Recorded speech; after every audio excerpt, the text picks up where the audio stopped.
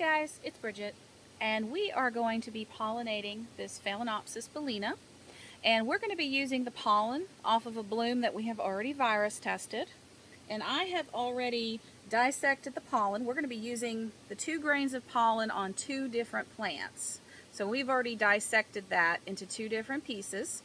And what we're going to be doing is we're going to be using a clean toothpick.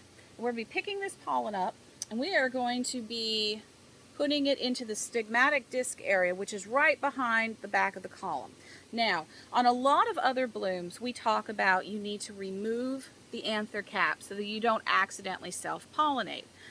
Bellina, violaceae, and similar flowers are actually a little different, and the flower will last longer in order to accept the new pollen if you leave this current anther cap in place. So our hope today is that we can pollinate this bloom with that single grain of pollen without disturbing its existing anther cap.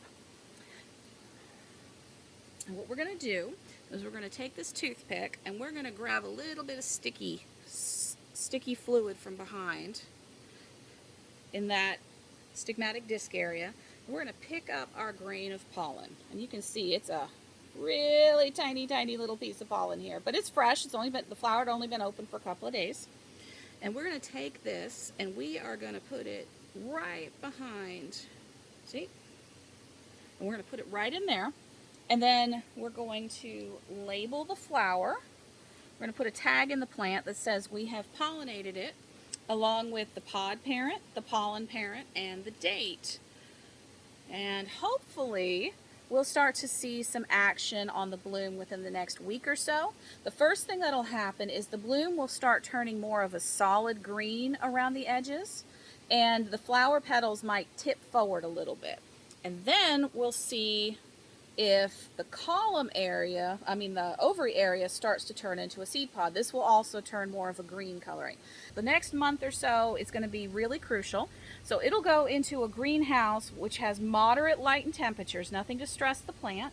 We'll make sure it's got good airflow because, of course, stagnant air can affect not only the leaves, but it can affect the flower quality. And we'll wait and see if this takes. Generally, a bellina seed pod needs 6 months to mature fully. Most Phalaenopsis and even some of the other species only need 4 months, but the bellinas, the violaceae, and even the samaras, it seems like they need that full 6 months, or as close to it as they can. Now, that being said, we pollinate these in the fall because they bloom in the late summer, early fall for us.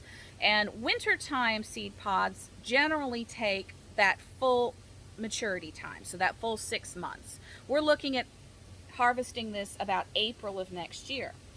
For those of you who are in warmer climates with longer days, you may have a mature seed pod at 5 to 5.5 months. We know this happens with our Cattleyas and some of our other Cattleya hybrids, and it just means that when you have warmer days, longer days, and more warmth in general, the plant can mature the seed pod faster. So seed pods that are matured completely over the spring and summer months may only take a fraction of the time to get to maturity. We have another one here. We're going to be making a sib cross here. The pollen came from a cross that Peter Lynn offered for sale. Got to get this little guy to stand up.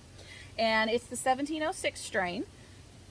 And what we're doing is the pollen that was donated was from another 1706. This is yet another one. And we're going to be doing a sib crossing. And a sib crossing means that 2 plants that originated from the same seed cross are going to be pollinated with each other, either one way or the other.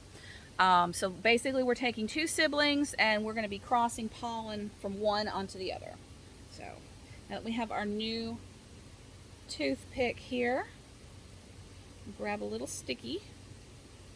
Some people will use saliva. I prefer to grab the stigmatic disc fluid if I can. A little less ooh factor. We've got our pollen, little tiny piece of pollen. Let's hope I don't breathe wrong on it. I'm going to get it in there, and there we go. Trying very hard not to disturb the existing anther cap, remember. So we're going to kind of tuck that up behind it. And then we are going to add our label with our date so that we can keep track.